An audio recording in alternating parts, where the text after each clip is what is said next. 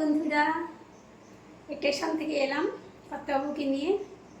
তো আমার বাজার মোটামুটি সবই ঘরে আছে, যার জন্য অল্প একটু বাজার করলাম, সেটাই দেখাচ্ছি। মানে যতটুকু নেই ঘরে ততটুকুই দেখাচ্ছি, যতটুকু নেই ততটুকুই করলাম বাজার, খুব সামান্য, না করার মতন দেখাচ্ছি। যারা ঘরে মুড়ি আছে, কিন্তু দুদিন পরে শেষ হয়ে যাবে, আবার যেতে পারবো কবে না পারবো, দুদিন ছুটি আছে কর্তাবাবু, সেই জন্য এক প্যাকেট মুড়ি নিয়ে নিলাম।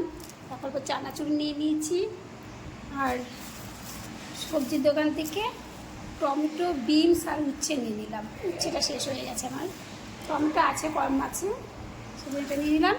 আর একটা পাউরুটি নিয়ে নিলাম, পাউরুটি।